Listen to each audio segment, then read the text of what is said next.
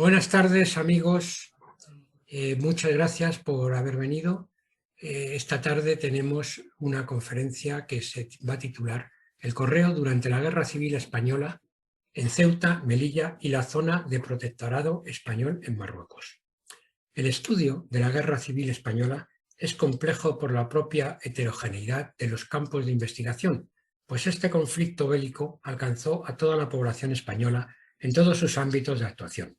Además, tuvo hondas repercusiones en el panorama internacional previo a la Segunda Guerra Mundial.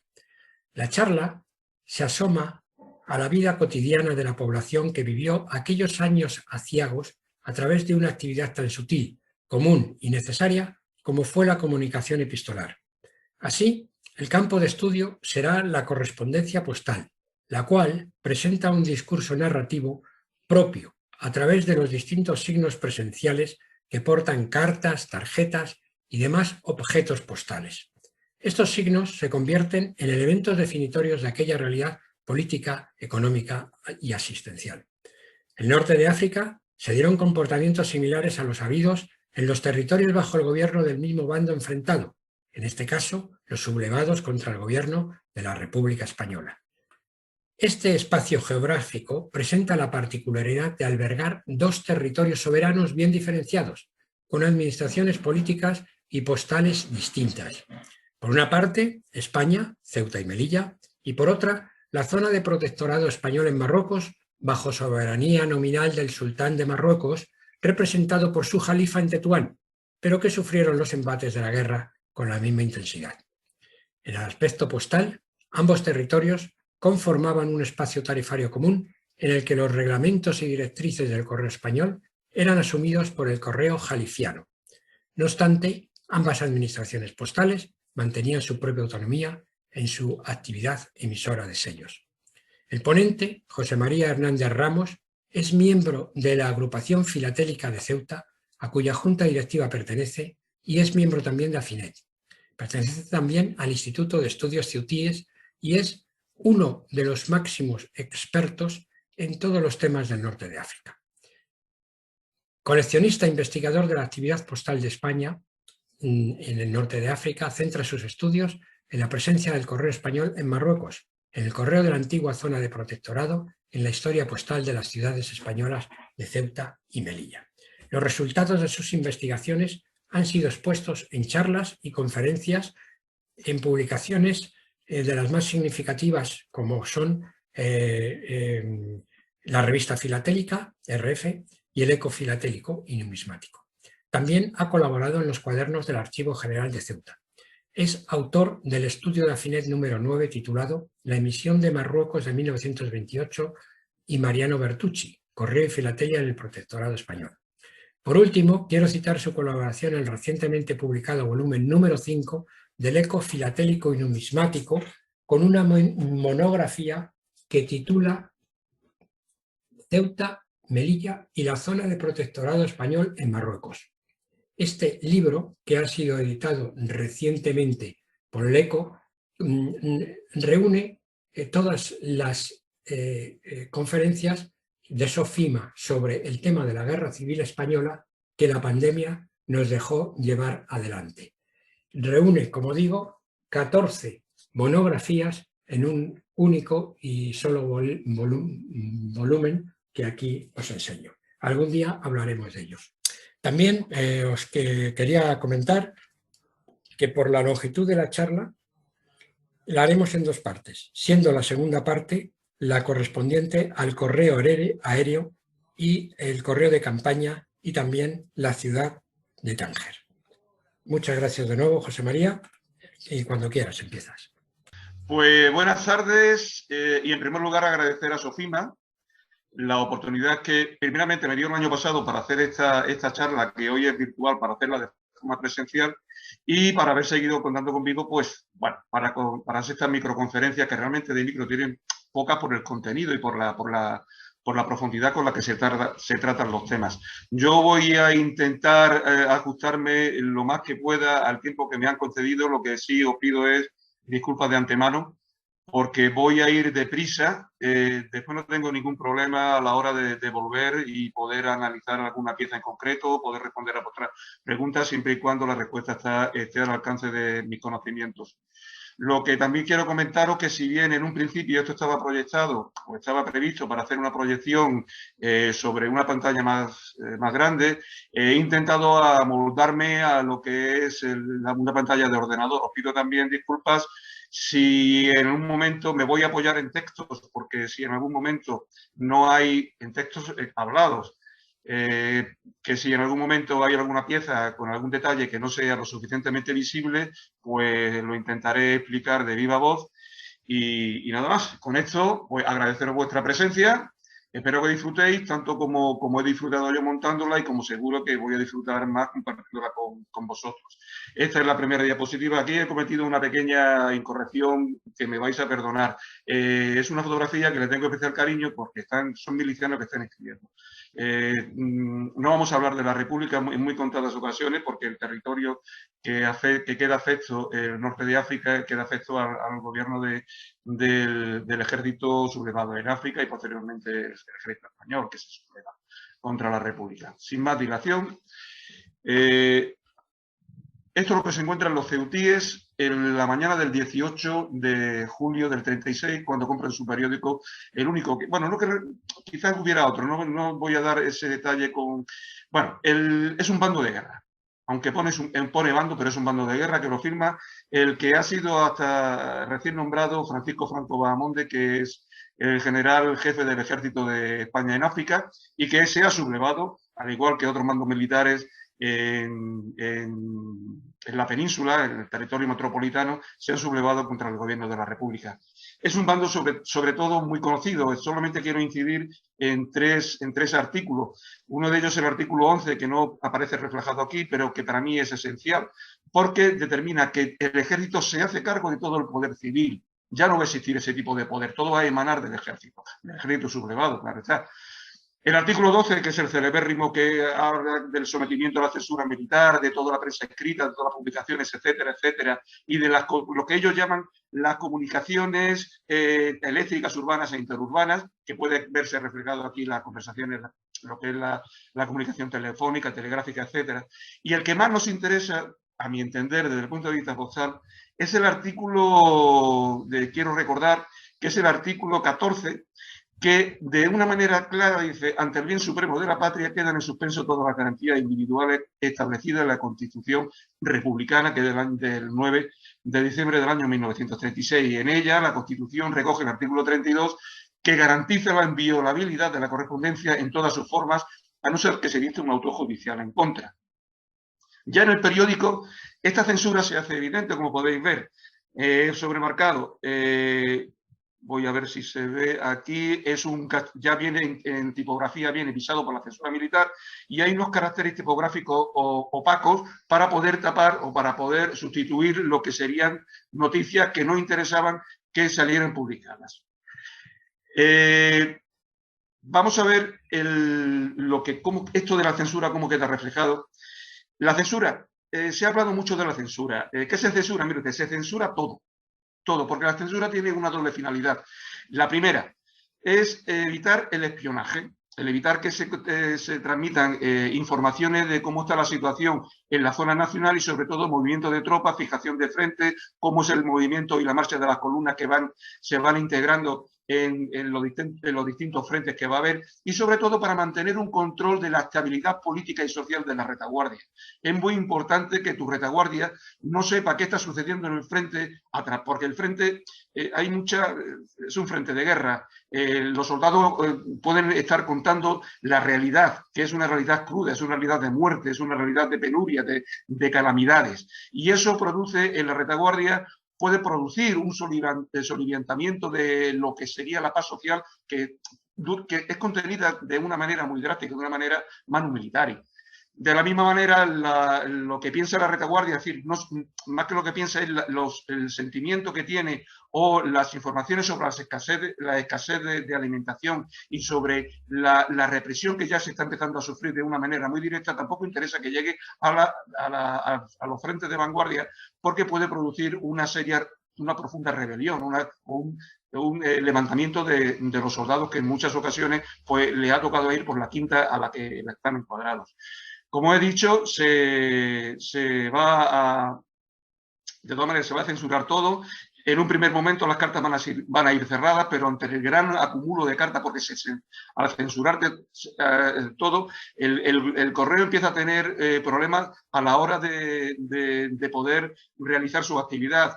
Hay retrasos en el correo. Entonces ya se ordena que las cartas se entreguen abiertas. En un primer momento es para facilitar la labor de los gabinetes de censura y en un segundo, más adelante se van a ir dando una serie de regulaciones por una serie de hechos que van a ir apareciendo que van a determinar que esas cartas se entreguen abiertas.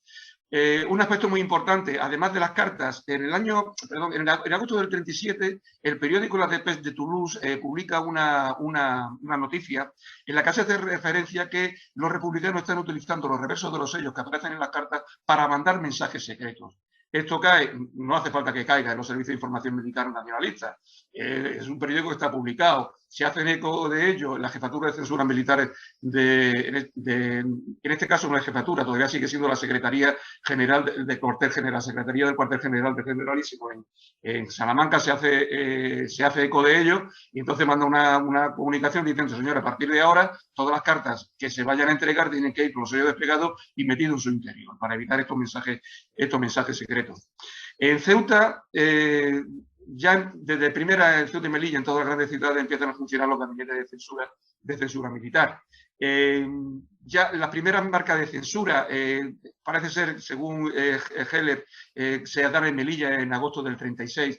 El periódico El Telegrama del RIP de Melilla, ya en el 21 de julio, ya indica que se ha restablecido la comunicación telegráfica con la zona de Melilla-Ceuta, zona del norte de África, la zona de Algeciras y su provincia, la provincia de Cádiz, perdón. Y entonces tienen que presentarse los telegramas porque tienen que ser sometidos a la previa censura postal, en este caso postal, telegráfica.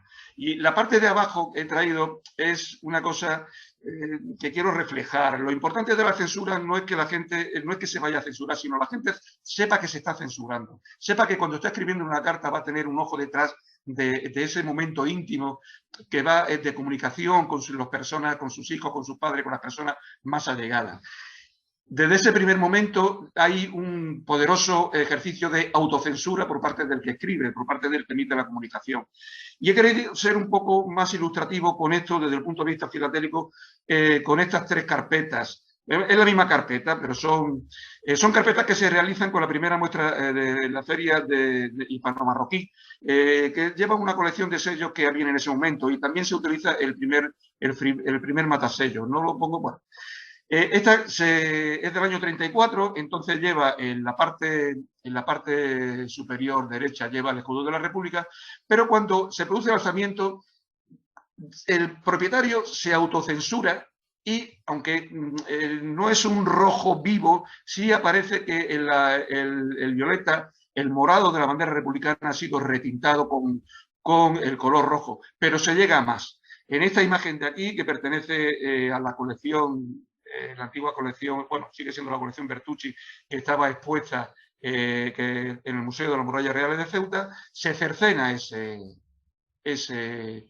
esa parte. Con esto quiero de alguna manera explicar que la censura ya empieza por el propio escribiente, aunque después la labor de los censores es una labor muy importante y que se dedica a controlar pues, el aspecto ese que hemos comentado antes, la tranquilidad de la retaguardia y que no haya sublevaciones y que no haya espionaje por parte de los elementos infiltrados de la propia población. Al final la censura militar va a finalizar realmente en el año 45 con la promulgación del Foro de los Españoles, pero previamente va a pasar en el año, quiero recordar que es el año 40 y mayo del 40, que la censura militar pasa ya a hacerse una censura gubernativa y solamente se va a censurar el correo proveniente del extranjero. Y tiene esa condición la zona del protectorado español, tanto con los territorios de Indi y los territorios de Sáhara, va a tener esa consideración y se van a seguir censurando. En el caso de la zona del protectorado, la censura va a ser ya ejercida por la Delegación de Asuntos Indígenas de la Alta Comisaría, va a dejar de ser militar, aunque se siguen utilizando las improntas de este tipo de censura, las que se utilizaban durante la guerra, pero ya sí se va a ver más los bomígrafos de censura postal con la provincia, con la localidad donde se ejerce. He traído también estas dos cartas porque va a haber una preocupación. Ya digo que todos los censores censuran todo, más vale censurar, pasarse por exceso que pecar por defecto. Continuamente se le está diciendo, por favor, no censuren ustedes lo que es la comunicación dirigida a las altas jerarquías del Estado, en este caso representada al principio por la Junta de Defensa Nacional y posteriormente por la Junta Técnica del Estado.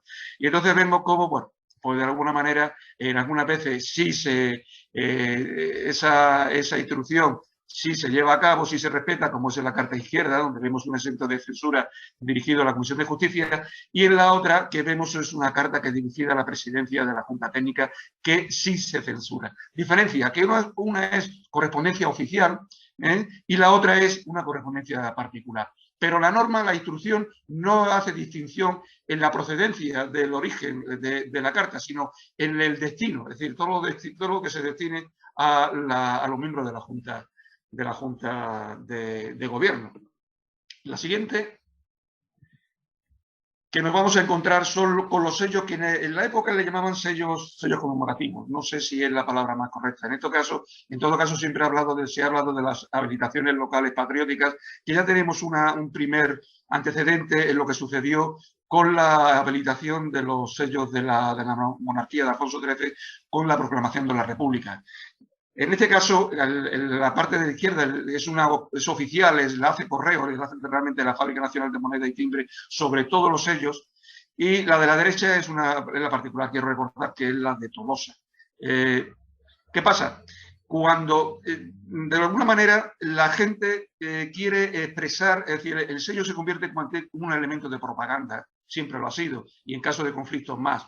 Es una transmisión que quiere de alguna manera manifestar su adhesión o este movimiento, entre comillas, o realmente a esta sublevación militar, y con esta quieren expresar, pues bueno, de alguna manera que están cerca o que son algunos elementos que quieren expresar de alguna su enojo contra la República o una firme adhesión a lo que en aquella época se denominaba de esta manera una firme adhesión al movimiento. De todas maneras sigue siendo un elemento de propaganda eficaz. No se hace solamente con los sellos de la República, sino también con los sellos los sellos nacionales que se están emitiendo.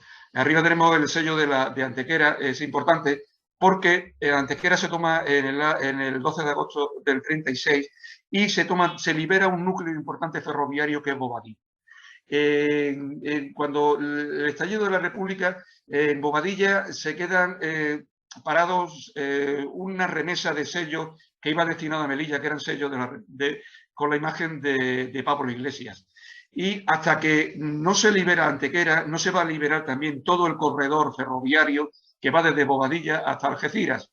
Después, estos sellos van a embarcar en Ceuta, del Ceuta van a ir a través del protectorado, llegarán a Melilla, que llegarán en octubre, a finales de octubre del 36, se pedirá a la autoridad militar representada por el general de la circunscripción oriental, se pide permiso para habilitarlo con fases patrióticas y el 7 de noviembre se comunica al jefe de correos que los sellos están autorizados para poder circular. Y ya nos encontramos con la estampación o con la habilitación que se hace.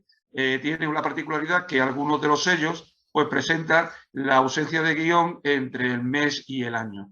Y arriba tenemos una carta que está circulada de Tetuán, está exenta de censura porque se prohíbe que al correo diplomático sea censurado, sea intervenido.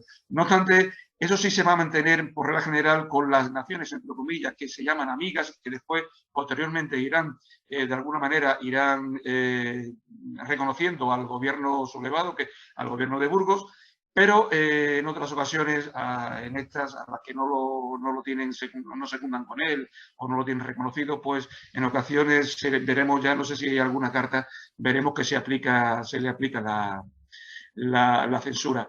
Estos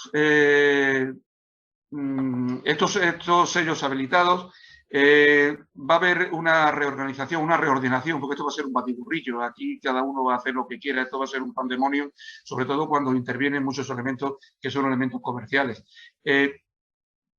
En el año 37, cuando ya el nuevo Estado ya ha funcionado, porque ha habido una programación en octubre del 36, ya está la Junta Técnica, ya está funcionando la Junta Técnica del Estado, y ya el correo, un correo embrionario, ya empieza a funcionar.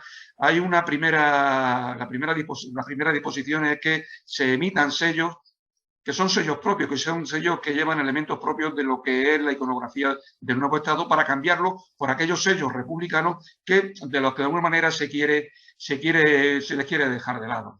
Hay que tener en cuenta que en un principio es un eufemismo, no deja de ser un sarcasmo histórico. Los sublevados lo hacen para defender el imperio de la ley dentro de la República, para mantener los valores republicanos, pero después lo primero que hacen es cargarse todos esos signos que son definitorios de un elemento, de un régimen político como es la República, a través de sus próceres, etcétera, etcétera, y empiezan a hacer los sellos con signos propios, en este caso, como, bueno, pues en este caso es el CIR, van a ser monumentos, es decir, son elementos, bueno, constitutivos de una nueva manera de entender la iconografía del sello como un signo que refleja la potestad del Estado. Estos sellos se van a... En julio del 37, cuando ya hay suficientes sellos emitidos por parte del Correo Nacionalista, pues se van a ir... de alguna manera se van a prohibir. Y va a haber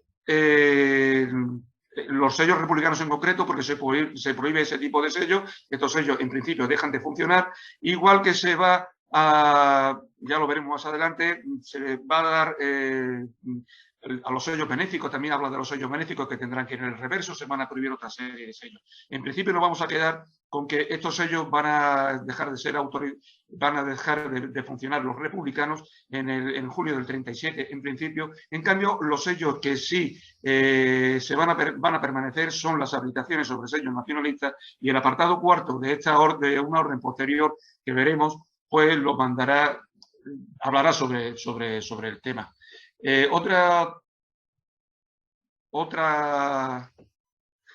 Otro elemento importante que vamos a ver en los sellos desde el principio de la guerra van a ser los sellos benéficos. La guerra, si previamente al estallido de la guerra la situación económica ya era difícil, la situación laboral era difícil, con el estallido bélico pues va a empeorar, y las sociedades se van a enfrentar a una gran masa de población que está sometida a la más miseria de las penumbras, con escasez de alimentos, de lo que serían las necesidades más básicas. Una manera de paliarlo, bueno, pues va a ser incrementar los impuestos, bien sea directos o indirectos, es decir,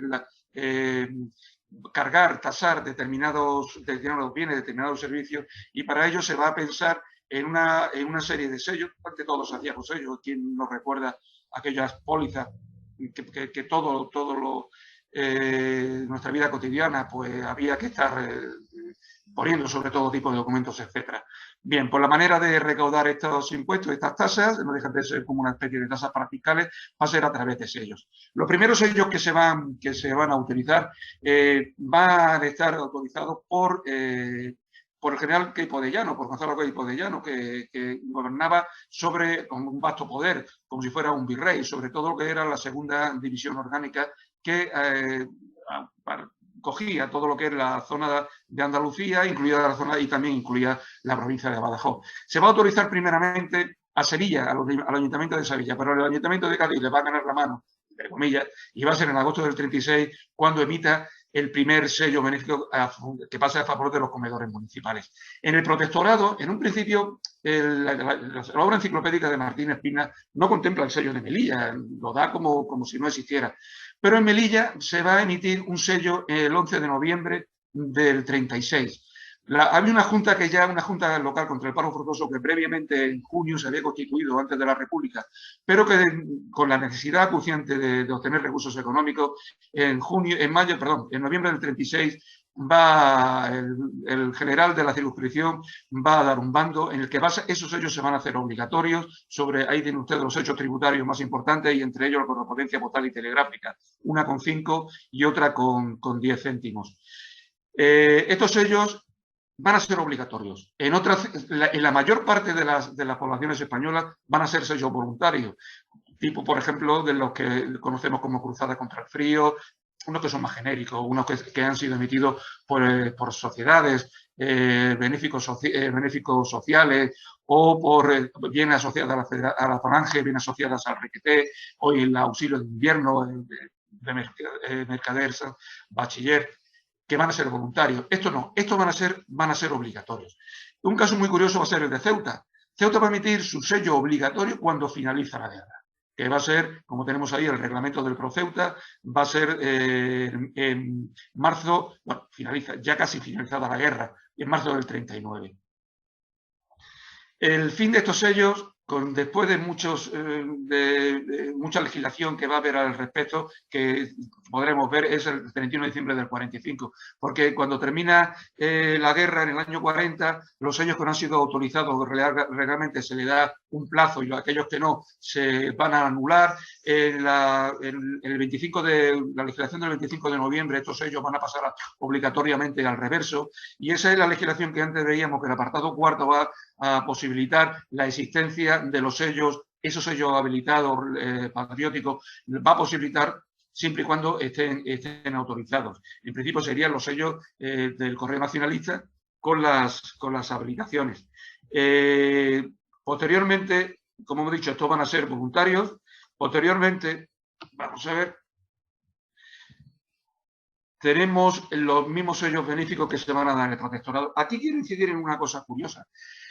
Los sellos van a adoptar una misma tipografía, una misma iconografía, un mismo diseño, y se van a dar todos en una zona concreta, en la zona de la circunscripción oriental, que si miran ustedes el mapa de Marruecos sería la mitad oriental, que es, bueno, pues quitando la zona del Rif, que es la zona central, por toda la parte que queda a la derecha, ya pegando a la frontera con el protectorado francés, que está cerca ya de la frontera argelina. Y más concretamente a lo que es la intervención regional de Nador. El control del territorio marroquí, sobre todo en el territorio rural, estaba controlado por lo que eran intervenciones militares, dependían de la Delegación de Asuntos Indígenas de la Alta Comisaría. Y todo esto era agrupado en torno a una intervención regional, en este caso a la de Nador. Y todos los sellos son de la zona. Y tenemos, por ejemplo, de izquierda a derecha, sellos que corresponden a ciudades o a poblados concretos, como es el Zayo, que pertenece a la cábila de Ulat Setut, a la propia ciudad de Villanador, que pertenece a la cábila de Mazuza, o a una zona geográfica, que es la zona de Guelaya, es la zona más cercana a Melilla, es la zona del Cabo de Treforca, en la que está poblada por varias cábilas. Y después hay otro, lo tendremos abajo, que es la zona de Beni Buyaji, que esa en sí es una cábila. Perdón, ¿me he ido? No me he ido, estoy todavía aquí. O la zona de Tartrillo.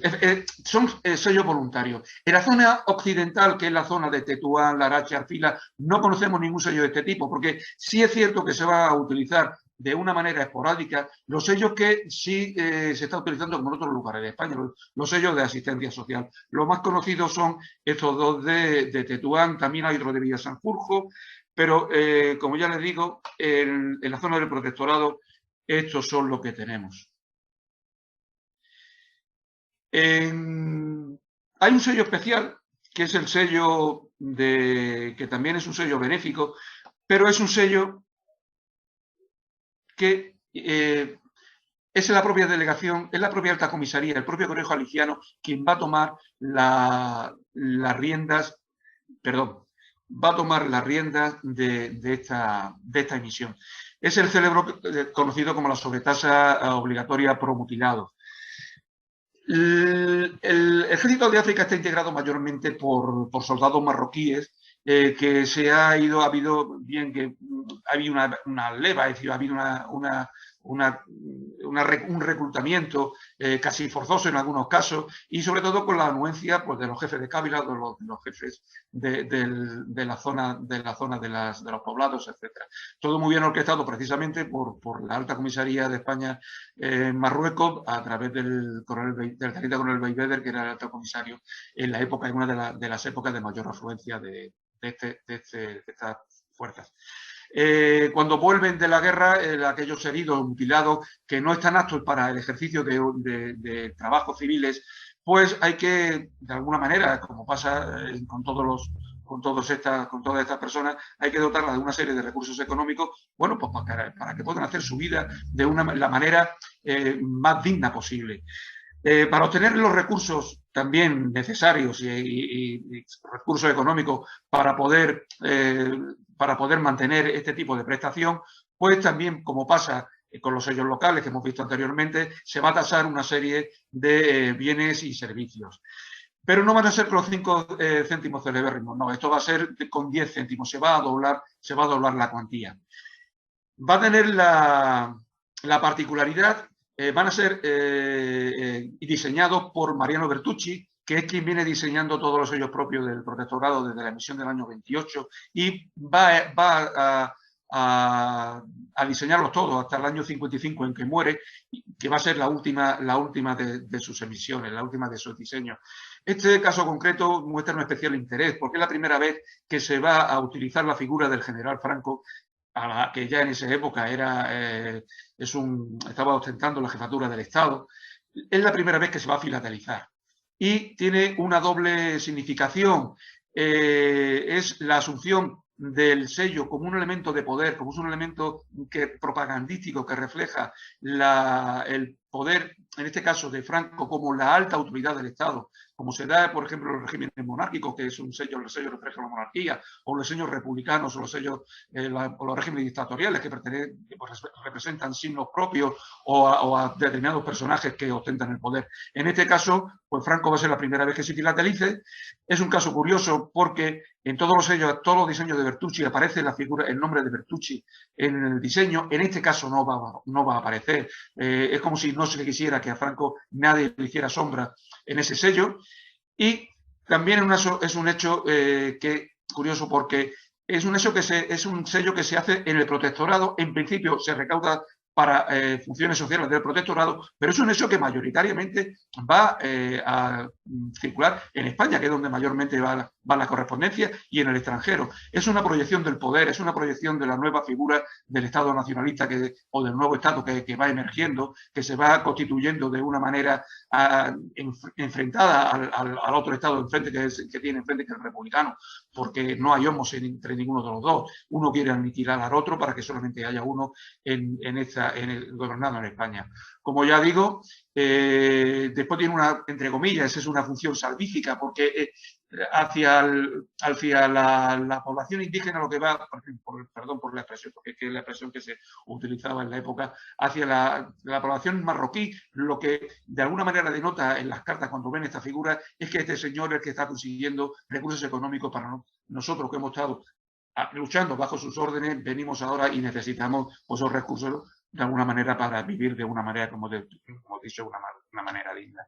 El sello de la izquierda presenta un pequeño error, que aparece un pequeño mechón que después será retocado en la hoja bloque que sale en el año 38.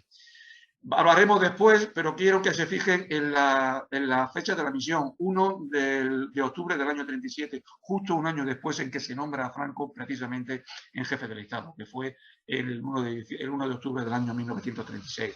Bueno, pues abajo tenemos un ejemplo del uso ya de este sello. Quiero incidir en el tema de la hoja bloque, que es del año 38, además que ya está retocada, se emiten otros sellos con otros colores, y aparecen una serie de frases laudatorias. Franco caudillo, Franco generalísimo y Franco, quiero recordar, Franco Salvador. Ahora mismo, bueno, en cuanto se me ponga a la memoria, se lo comento. Tenía un valor de 40 céntimos, pero solamente servía para franquear para poner en aquellos paquetes o en aquellos elementos postales con tarifa igual o superior a 3 pesetas y se vendía por 1 peseta. Es decir, que en este caso la sobretasa era superior. Perdón. Otro elemento importante es la utilización de la correspondencia como vehículo de propaganda política. Todos los elementos postales, la mayor parte, pueden ser representativos de esta función que tiene la... He traído aquí una cosa curiosa que pasa en Melilla, en el faro bueno, he puesto marzo, me vaya a disculpar, es el 18 de agosto del 37. Parece, yo creo que, aunque es una nota que viene anónima, que viene sin autoría, yo creo que debe de pertenecer a la circunscripción oriental, para que la gente empiece a poner una frase en toda su correspondencia. Bien, de una manera, en este caso está escrita a mano, pero ya la veremos también que está impresa en los sobres. Ya la vemos, la gloriosa guarnición de Melilla, etcétera, como parece, y es una manera que tiene Melilla de reafirmar en esa época, que un dato para ella muy importante y significativo, de ser la primera en el alzamiento. En una época determinada, el lema de Melilla que campeaba en su escudo, sobre todo el escudo de armas de su comandancia militar, era la adelantada. La adelantada, en este caso, la adelantada en el alzamiento o en el movimiento nacional. De hecho, desde un primer momento, las autoridades militares van a empezar, cuando hablan del lanzamiento del 17 de julio, y ahora lo veremos en la primera serie del Protectorado Español, que es conmemorativa del alzamiento del 17. Después será del 18, como veremos más adelante. También empieza a utilizarse una fraseología que está muy impregnadas con la Alemania nazi del momento, porque el periódico de Melilla, hablo de Melilla, pero esto es extrapolable a cualquier otro periódico de España, aparece un eslogan: una patria, un Estado, un caudillo, una patria España, un caudillo Franco, que se va a traspasar también a las improntas de caucho que vemos en la correspondencia. Y tiene una resonancia de la Alemania nazi, que es una resonancia porque se toma como modelo. Es la celebérrima una patria en Volk, un Estado en Reich y un caudillo en Fiel. Pero bueno, en lo que es la adscripción de bloques que se estaba ya fraguando en la época, fue donde el gobierno de Franco pues estaba alineando con la Alemania de Hitler y con la Italia de Mussolini. Y he traído, bueno, pues estas, que no solamente son frases de cuño, digamos, privado para de significar la adhesión al movimiento, o simplemente por la creencia que las cartas iban a ir más rápidas, o porque el remitente se quería que el remitente no sufriera a ningún tipo de suspicacia hacia él por parte de los gabinetes de censura, sino que también, aparte, se utilizan en las marcas de censura. He traído esta porque es la más celebérrima, en la censura de La Guardia, en la provincia de Pontevedra, que bueno, pues es de todo conocida y no tiene desperdicio a mi entender. La censura, esta propaganda política, pues bueno, pues nos va a acompañar a lo largo de la guerra en todos los órdenes. Otra importante propaganda es a través de la propia filatelia, sobre todo en el protectorado. Como ya he comentado, el 17 de julio es el alzamiento en Melilla, y entonces la primera emisión que se va a dar en el protectorado va a ser el aniversario del primer alzamiento. Se van a coger estas fechas, la del 17 de julio, que es el alzamiento, o el 18, la del 1 de octubre, que es la exaltación de Francisco Franco a la jefatura del Estado, la posterior, que será el 1 de abril, que es el día de la victoria, etcétera. Va a empezar a constituir los hitos temporales icónicos de este nuevo Estado que se va conformando. Forma parte de una especie de una conmemoración de un nuevo almanaque, que es el almanaque nacionalista, que va a estar reflejado con esta serie de puntos señeros en el calendario. Bien, pues entonces tenemos que en la zona de protectorado, en la primera emisión va a ser la del 17 de julio del 37, en conmemoración del primer aniversario del alzamiento. Y aquí el correo jalisciano, como viene siendo hasta ahora, en este caso la alta comisaría, va a hacer uso del sello como un elemento de prestigio.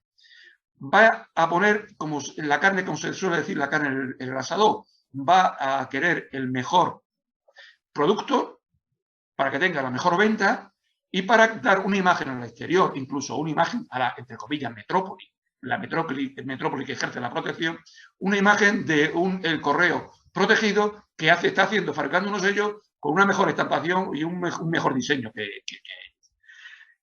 y ahora, en este caso, con una profusión impresionante. Mariano Bertucci es la etapa más florida que tiene y más la que hace el mayor número de diseños.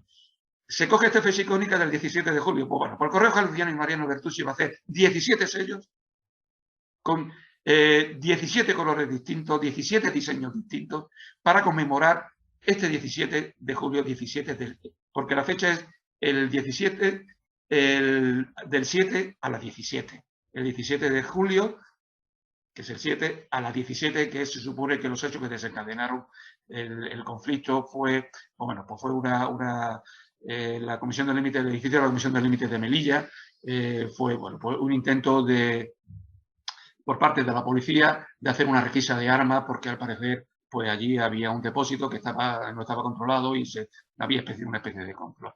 De todas maneras, tienen ustedes ahí una imagen de una portada de uno de los carnés y verán, bueno, pues que esto lo tiene, el Correo Jalisciano lo tiene a gala, como dice, estos sellos que complementan la misión, esta es la misión del 39, que se atiende a la tradicional costumbre de lanzar una novedad filatélica en ocasión de un aniversario, bueno, pues del movimiento del glorioso alzamiento nacional en la fraseología de la época. Bien, abajo ya tienen ustedes también, bueno, pues la emisión.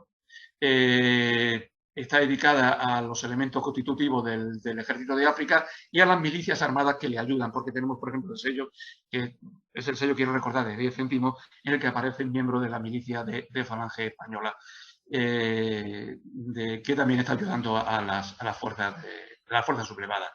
La Carta de la Izquierda aparece un sello benéfico, como antes hemos comentado, un sello benéfico en este caso es de auxilio social, que no es obligatorio, en este caso es voluntario, y como estábamos comentando, pues también utiliza una iconografía propia de la Alemania nazi, que utilizan, bueno, pues que muy vista en las imágenes y documentación de la época. La escasez de sellos, pues igual que hay escasez de todo. Y entonces las autoridades, en este caso son las autoridades españolas, van a posibilitar, es decir, van a hacer uso pues, de todos los elementos, todos los signos, en este caso son signos fiscales, y para dar un uso postal. En este caso son los timbres móviles, los conocidos como pólizas. En el caso de Ceuta y Melilla, yo no he conocido, quizá Eduardo que no está contemplando, es decir, nos está viendo, quizás nos pueda dar precisamente una de estas cartas, la que hay a la izquierda, es una carta de su colección, no se utiliza, no hay escasez de sellos en Ceuta y Melilla. No va a ser así con el protectorado, como ahora lo veremos.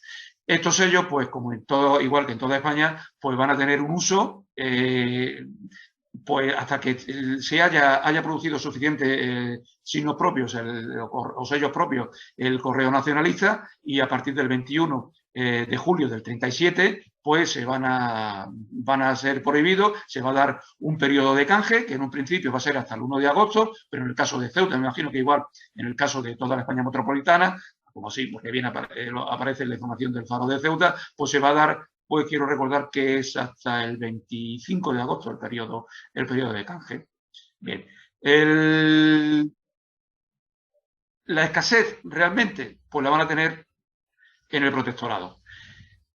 Va a coincidir, el estallido de la guerra va a coincidir con una petición de elaboración que se había hecho de la segunda serie de sellos propios. Es una serie dedicada a los sellos turísticos. Es un proyecto impresionante, es un muy bonito proyecto que hace Bertucci de diseño, que hace entre 15 y 17 diseños que van a estar utilizándose todo dedicado al turismo, todo que se van a estar utilizando hasta el año 37. Van a empezar en el año 33. Es un proyecto muy bonito que está en estudio y espero que vea pronto la luz. Se está esperando porque ha habido una escasez de valores bajos. Se piden sellos, se está haciendo en la empresa la casa Waterloo de Londres, de Londres, y se ha pedido una nueva tirada de los sellos de 1, 2, 5, 10 y 15 céntimos. El estallido de la guerra todavía no han llegado y cuando llegue, que será en el último trimestre, yo creo que cuando se libere de alguna manera, que haya el estrecho de Gibraltar haya quedado desbloqueado, porque hasta ese momento la flota republicana lo tiene sometido a bloqueo, y esto empezará a ser hasta a finales de septiembre, el 29 de septiembre se levanta el bloqueo de alguna manera se normaliza lo que es los convoyes marítimos, es decir, lo que es los enlaces marítimos ordinarios para la mercancía, incluida la correspondencia, además del transporte bélico, para fines bélicos. Solamente, aunque las necesidades también son de 15 céntimos, este sello no se va a habilitar. En ese ínterin sucede, como ahora veremos, que se va a habilitar un sello para el conocido sello patriótico para la correspondencia por el puente aéreo, que se va a habilitar con 25 céntimos. Va a haber una necesidad, porque en ese momento el franqueo es de 30, va a haber una necesidad de habilitar sellos, porque no hay sello de 5 céntimos, para habilitarlo, para que se utilice con este sello, pero es que va a haber una necesidad de habilitar para todos los sellos bajos, porque cuando se pidió a Londres es que había esa necesidad. Es decir, sigue existiendo. Hubiera estallado la guerra o no hubiera estallado la guerra. Como no han llegado todavía, pues hay la necesidad. Entonces se utiliza los sellos que hay en el almacén de la época de la primera misión del año 28, que son estos que tienen ustedes. Y este son unos ejemplos de la correspondencia que se va a utilizar. Con motivo de... Me van a permitir que... durante esta primera etapa, a la vez que se está utilizando pues, sellos fiscales o sellos republicanos, se va a utilizar también los sellos republicanos y en un momento lo que es el franqueo mixto, los sellos de la República, ya en este caso estamos en una fecha ya avanzada o no avanzada, los sellos de la República y los sellos nacionales, desde el principio de la guerra.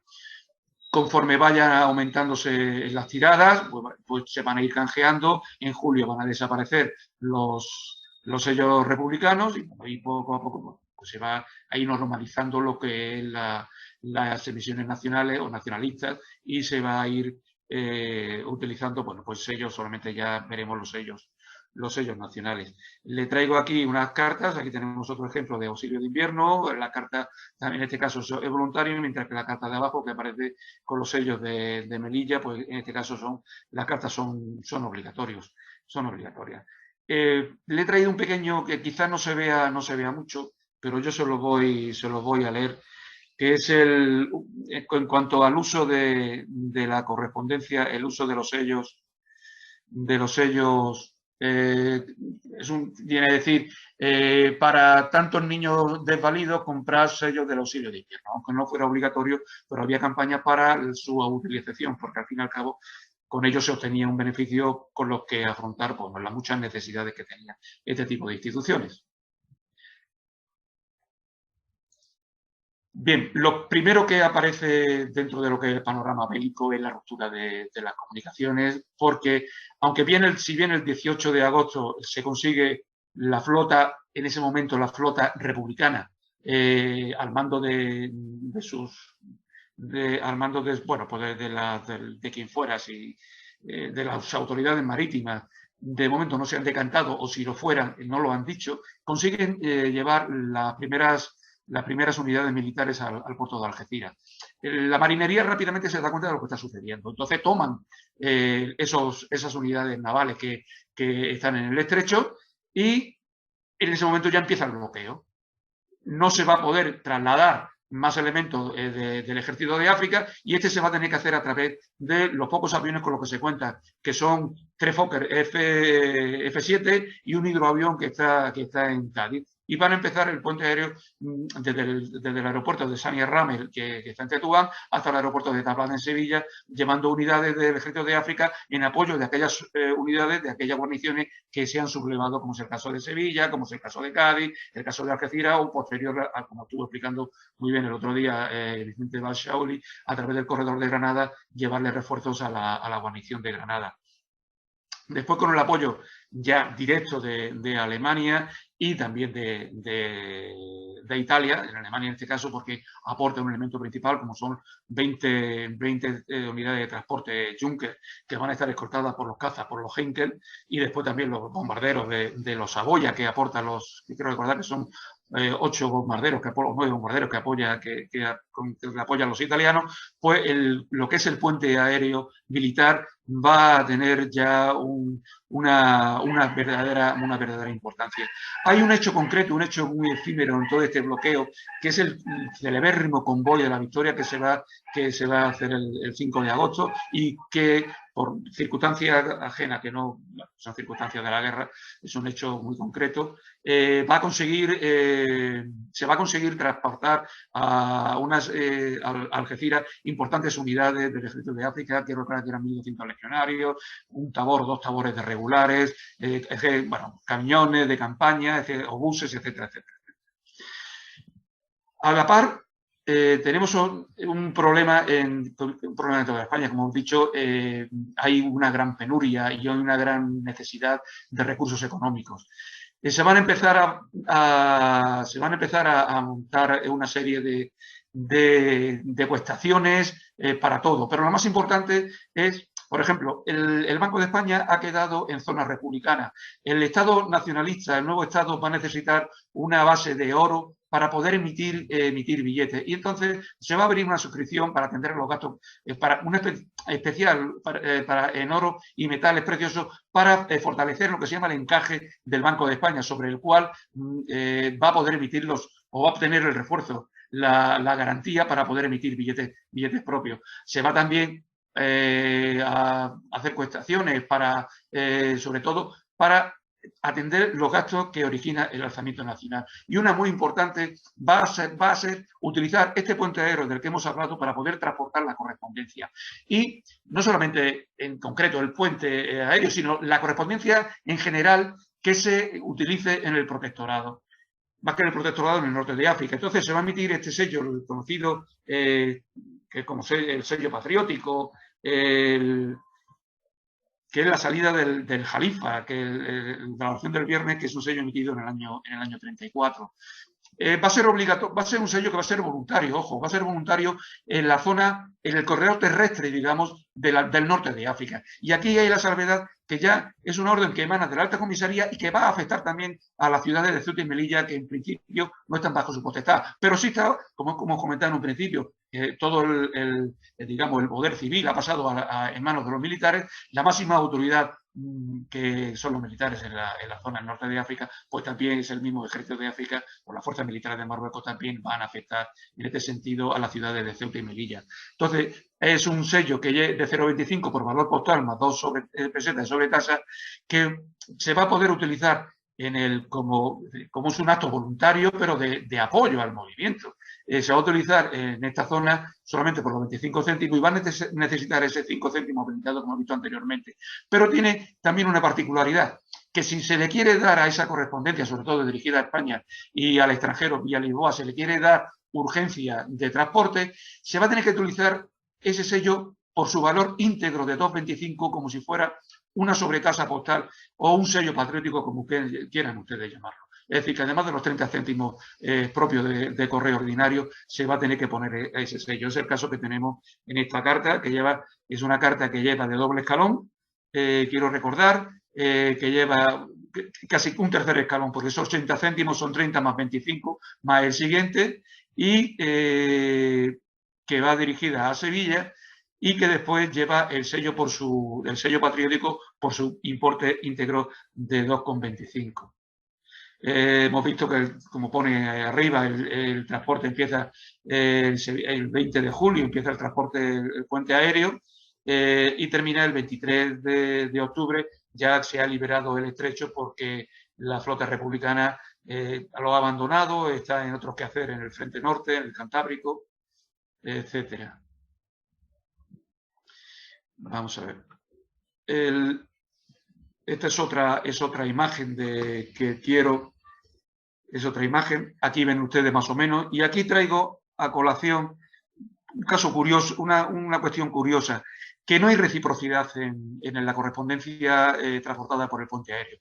Mientras que a la zona norte de África se le aplica, además de la ordinaria, un 2,25 de sobretasa, en el caso contrario sigue siendo la aplicación de las tarifas normales. Por ejemplo, en esta carta de abajo que viene de Sevilla a Marrakech, pues está la tarifa de 1,30, viene certificada, pues viene con el segundo escalón, que son hasta 40 gramos, viene con sus 80 céntimos, más el certificado 50 céntimos, un certificado internacional, es decir, que el franqueo es correcto, sin ningún tipo de sobretasa. Este sello, como ya comentamos, es de la emisión del 34, son de 25 céntimos en color rojo que se hace para el franqueo de las tarjetas postales, que esa era su tarifa, y el color rojo pues es un color que viene predefinido por los acuerdos de UPU, por la legislación UPU. Precisamente en enero del 35 se va a aumentar la tarifa a 30 céntimos. En ese momento el 30 céntimos es la puerta de Tetuán, o la que aparece en la mezquita zahuía de Sidi al-Jarrah, en Tetuán, que es 30 céntimos color rojo cobrizo, un rojo o un cobre o un marrón cobrizo. Es decir, que es un color que no está muy en consonancia con el color UPU. Por eso, en septiembre se va a emitir un nuevo sello de 30 céntimos para el franqueo de esta tarjeta postal internacional, ya de color rojo, con lo que es la de Bosque de Ketama, que también lo diseña Bertucci, y va a haber una colisión de colores, un rojo de 25 con un rojo de 30, para evitar esa confusión.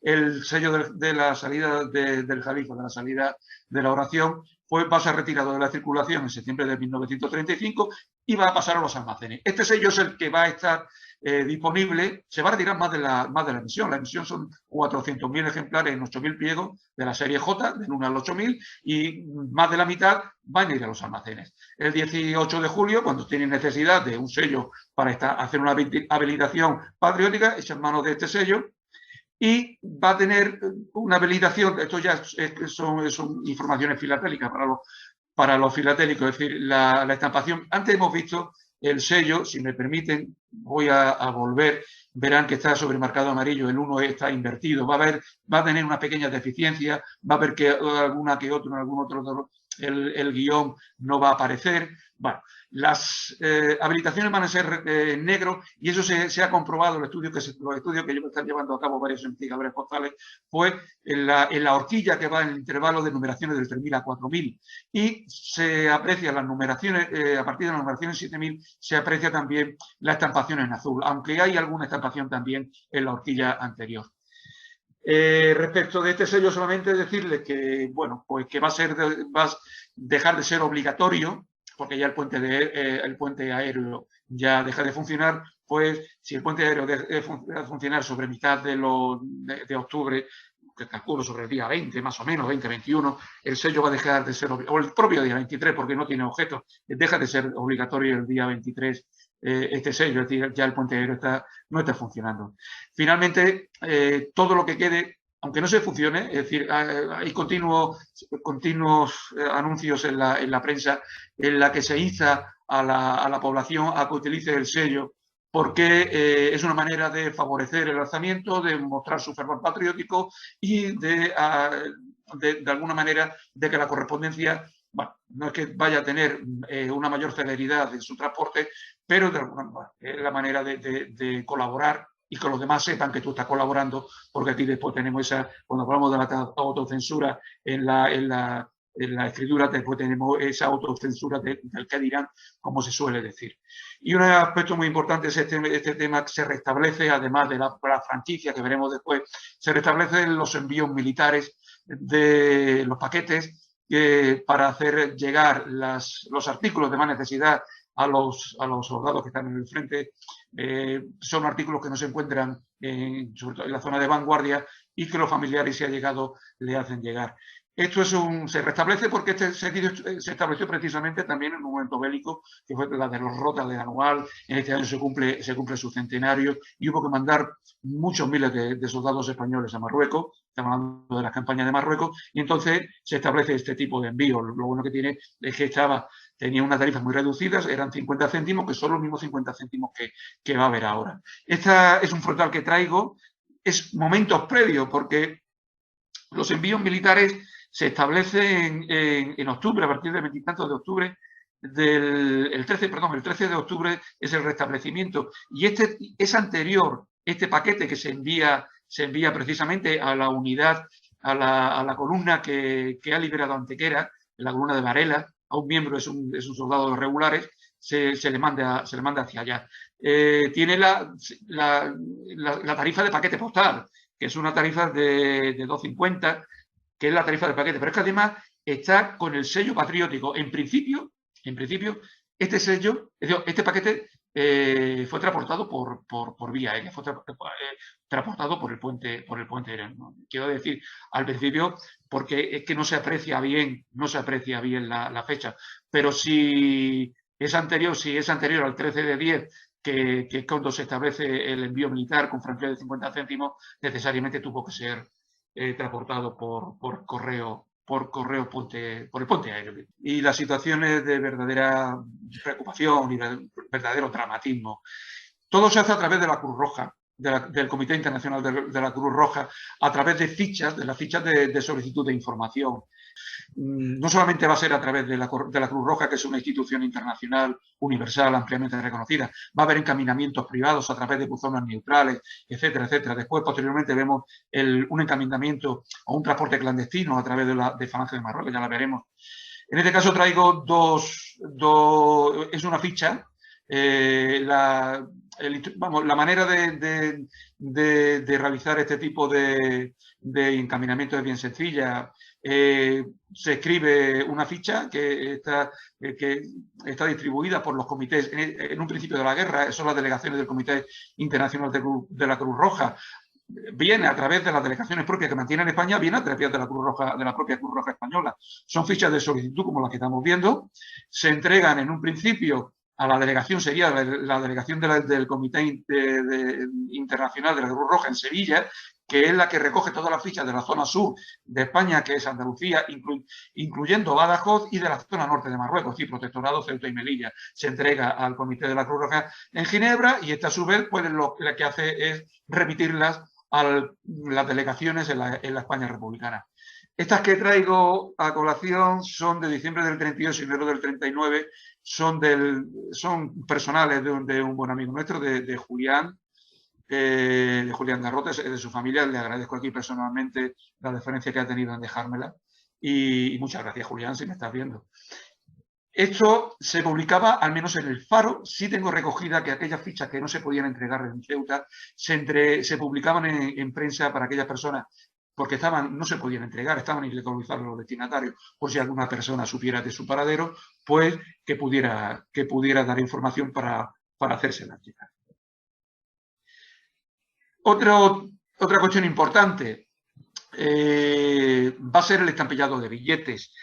La ruptura no va a ser solamente una ruptura emocional, porque va a quedar España dividida en dos, y una ruptura geográfica. Hay una importante ruptura monetaria, de la unidad monetaria. Desde un primer momento van a seguir trabajando los billetes republicanos en ambas zonas, pero el gobierno de Burgos va a tener de un primer momento la idea de dotarse de elementos significativos propios, porque no va a haber porque de alguna manera los sublevados no quieren recuperar el gobierno de la República. Ellos quieren instaurar su propio Estado.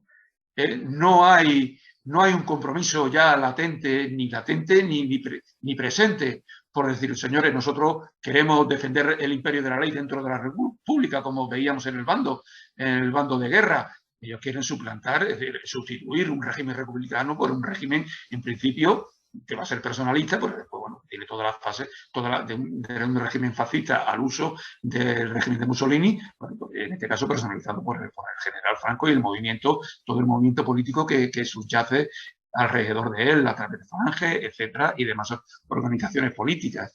Pues pasa lo mismo con la unidad monetaria. En un primer momento no tenemos capacidad porque la fábrica nacional ha caído en zonas republicanas y entonces el gobierno de Burgos no tiene capacidad para acuñar moneda ni para fabricar billetes. Y lo que hace es estampillar, es habilitar. Lo mismo que se estampillan los sellos, se habilitan los billetes para que funcionen en el territorio. Eso va a conllevar una serie también, al plano postal, una serie de control, sobre todo para que estos billetes no salgan y entren, si salen que no entren, sobre todo también los billetes republicanos no entren en la zona sublevada. Y se van a dictar, estos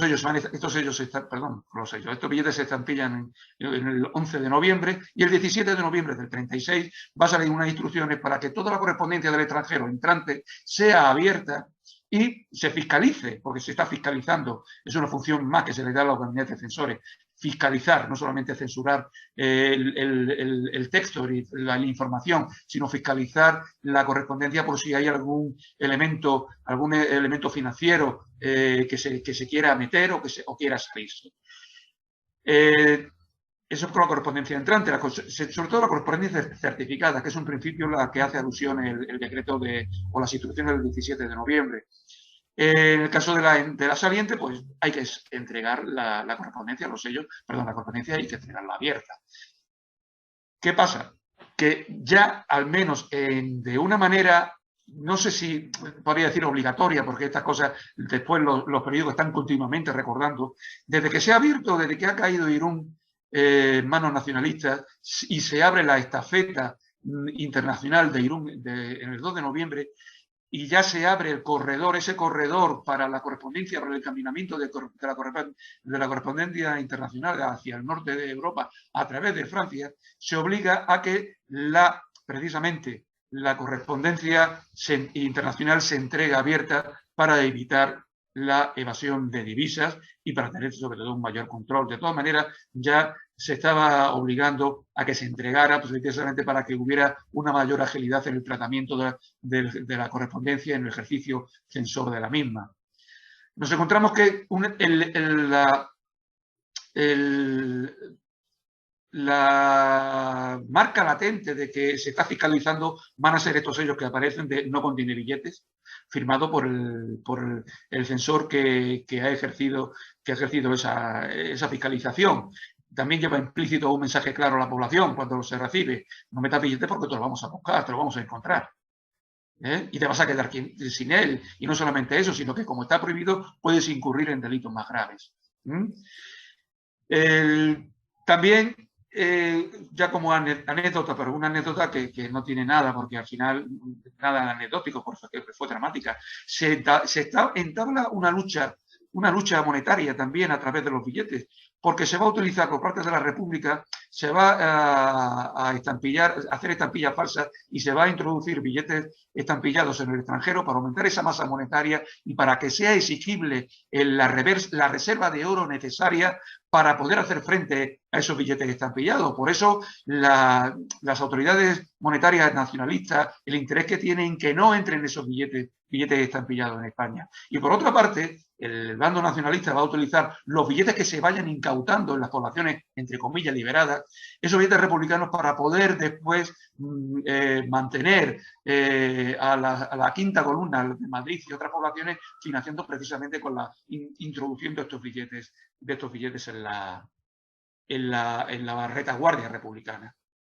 Finalmente, el 17 son las instrucciones, pero es que el mismo 21 el gobierno de Burgos ya está encargando la emisión de los primeros billetes que se pondrán en circulación el 13 de marzo de 1937 y ya se dará un periodo de canje precisamente para, igual que pasó con los sellos, quitar todo elemento que tenga olor a republicano, en este caso de los billetes y moneda en su parte, quitarlo de la circulación.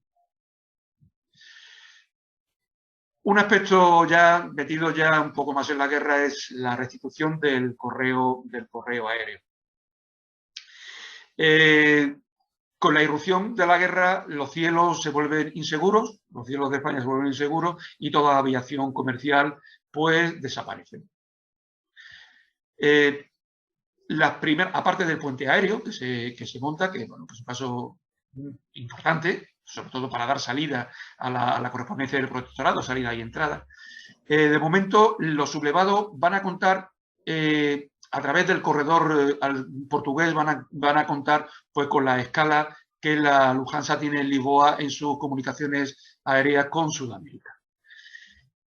En ayuda de Franco va a venir el apoyo italiano. En este caso va a ser la línea de bandera italiana a la Litoria, que va a establecer, con su línea, una línea de hidroaviones que, partiendo de Roma, con parada en Cagliari, con escala en Cagliari, va a parar en Pollensa, en Palma, y eso es la primera comunicación aérea que va a tener España, la España nacionalista en los inicios de la guerra. Esto va a pasar en noviembre del 36 y después esta misma línea se va a prolongar hacia Melilla y hacia Cádiz, para dar salida a través de la cuenca mediterránea, toda la correspondencia extranjera del flanco sur de Europa, para tal vez después, una vez llegada a Roma, poder expandirse a través del correo internacional que tienen los italianos, poder expandirse al resto del mundo. En la primera escala en Melilla será el 7 de diciembre y del año 1936, y hay una particularidad,